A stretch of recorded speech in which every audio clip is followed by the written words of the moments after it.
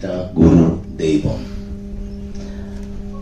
Director producer sir வந்து அவங்க தாயை வந்து இன்ட்ரடியூஸ் பண்ணும்போது ரொம்ப ரொம்ப டச்சிங்காக இருந்தது எனக்கு. ஏன்னா எனக்கு அம்மானா ரொம்ப உயிர். அந்த 9 மாதம் அவங்க வயிற்றுக்குள்ளேயே நான் ப்ராக்டிஸ் பண்ணுவேன். அவங்களுடைய இதய துடிப்பு தான் எனக்கு first click track, drum beat எல்லாமே. சென்ட்ரல் இந்த producers, director, music directors, entire crew அவங்களுக்கெல்லாம் என்னுடைய வாழ்த்துக்கள். அதே போல் ப்ரெஸ், மீடியா பீப்புள், குணா அவர் சொன்னார் இல்லைங்களா, குணா சார் சொன்னார் இல்லைங்களா, அதே மாதிரி கரெக்டாக இது பண்ணுங்க. யாரையும் வந்து கஷ்டப்படுத்தி நல்லா வாழ முடியாது யாரும். ஒருத்தரை கஷ்டப்படுத்திட்டீங்கன்னா அந்த கஷ்டம் உங்களுக்கு வரும் டெஃபினட்டா. அது வந்து மிரர். எதுக்கு மிரரை வந்து வீட்டுக்கு என்ட்ரன்ஸ்ல போய் சொல்றாங்கன்னா ஒரு நல்ல இது, அது ரிஃப்ளெக்ஷன்.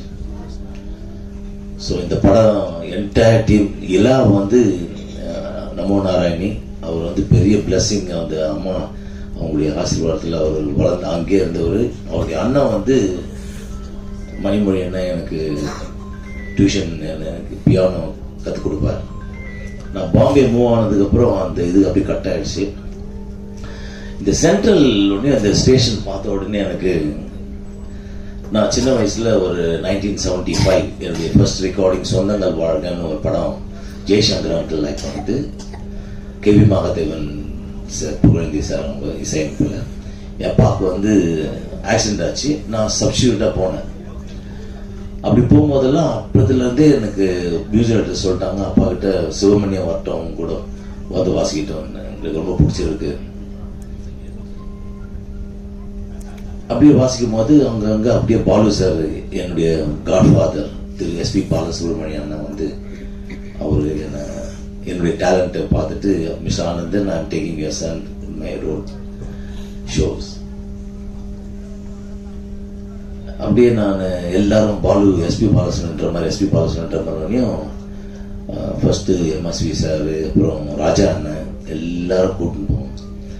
இப்போ நான் இங்கே ரெக்கார்டிங் 2 to 9 வாசித்துட்டு இங்கேருந்து பஸ் எடுத்து பார்க் லிபர்ட்டி தியேட்டருக்கு வந்து, லிபர்ட்டிலேருந்து ஸ்டேஷன் அந்த எலக்ட்ரிக் ட்ரெயின் எடுத்து சென்ட்ரல் வருவேன். நான் சென்ட்ரல்ல இருந்து ஒரு ரிக்ஷா பிடிச்சி நேராக மூலக்கொத்தலம், என்னுடைய ஏரியா, நான் வளர்ந்த இடம் பேசன் பிரிட்ஜ், அதில் ரிக்ஷாவில் போயிடுவேன். நான் டெய்லி ராத்திரியில் சென்ட்ரல் ஸ்டேஷன் தான் கிராஸ் பண்ணுறது. அதே போல் பாலனா கச்சேரி வாசிக்கும் போது சென்ட்ரல் ஸ்டேஷன்லேயே இன்ஸ்ட்ருமெண்ட்ஸ்லாம் வச்சுட்டு வீட்டுக்கு போய் துணி மாற்றி உடனே நாங்கள் வேறு ஊருக்கு கிளம்புவோம். அந்த மாதிரியான ஒரு இது இன்னைக்கு அந்த சென்ட்ரல் பார்த்தோன்னே ரொம்ப டச்சிங், மறக்க முடியாது. எல்லாருக்குமே அது ஒரு சென்ட்ரல்.